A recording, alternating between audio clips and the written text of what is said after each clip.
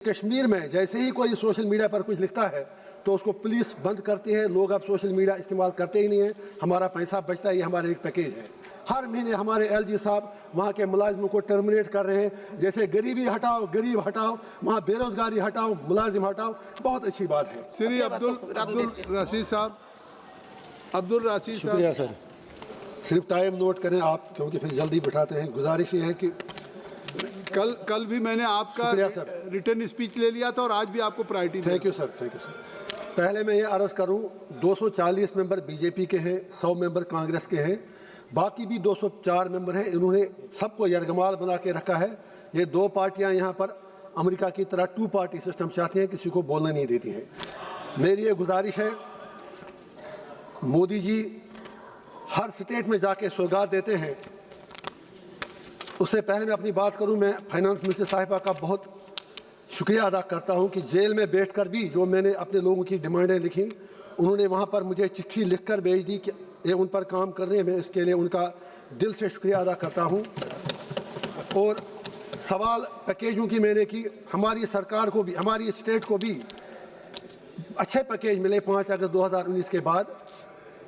जैसे social media पर आज खर्चा भी बहुत आता है, टाइम भी बहुत ज़्यादा लोगों का खर्च होता है, लेकिन कश्मीर में जैसे ही कोई सोशल मीडिया पर कुछ लिखता है तो उसको पुलिस बंद करती है। लोग अब सोशल मीडिया इस्तेमाल करते ही नहीं है। हमारा पैसा बचता है, ये हमारा एक पैकेज है। बेरोज़गारी पूरे देश में है, लेकिन जम्मू कश्मीर में सबसे ज़्यादा बेरोज़गारी है।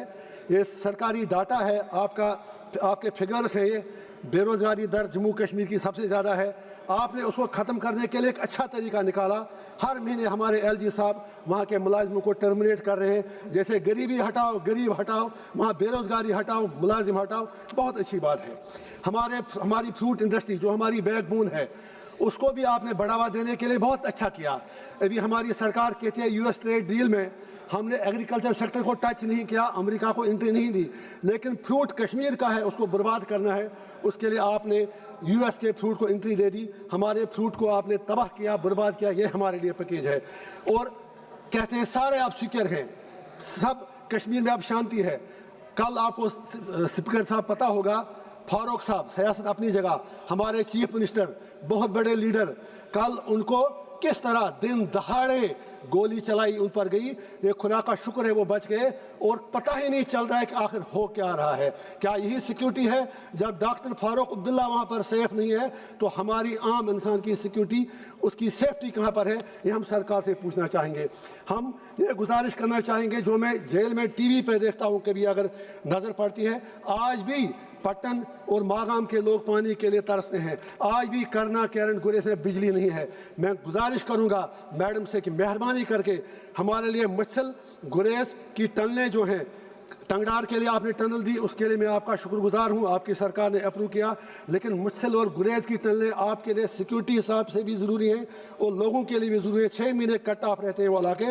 और दूसरी बात, लोलाब सोपोर और लोलाब बांडीपोरा रोड, इनके लिए आप स्पेशल कुछ प्रोविजन दे दें। मैं आपको लेटर भी इसके लिए लिखा हूँ। हम आपके बहुत शुक्रगुजार रहेंगे। शुक्रिया। इसी बात 1 मिनट सिर्फ सर, 1 मिनट सिर्फ प्लीज़, सिर्फ 1 मिनट। और राजस्थान से हमारे स्पीकर साहब आते हैं, मेरी उनसे गुजारिश है कि मेवाड़ यूनिवर्सिटी में हमारे कश्मीर के 17 बच्चों पर एफआईआर दर्ज की गई है, उनको बंद किया गया है। सिर्फ इसलिए वो चाहते हैं कि यूनिवर्सिटी की रिकॉग्निशन दी जाए। उनका क्या दोष है? लास्ट में सिर्फ एक ही बात आपसे अर्ज़ करना चाहूँगा। यहाँ बड़ी बात चली अमेरिका के साथ जो ताल्लुकात हैं, इंटरनेशनल इशूज़ हैं, हम छोटे लोग हैं, मैं तो त्योहार से नहीं निकल पा रहा हूँ, मैं क्या बड़ी सियासत करूँगा।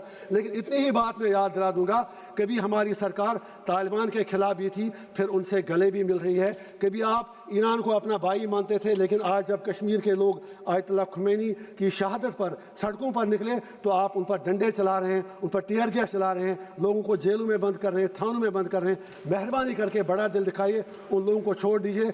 और आप से ये गुजारिश है, please take a stand on Iran Israel war. Israel आपका दोस्त बनेगा नहीं। आपका बहुत बहुत शुक्रिया। थैंक यू सर, आपका बहुत बहुत शुक्रिया।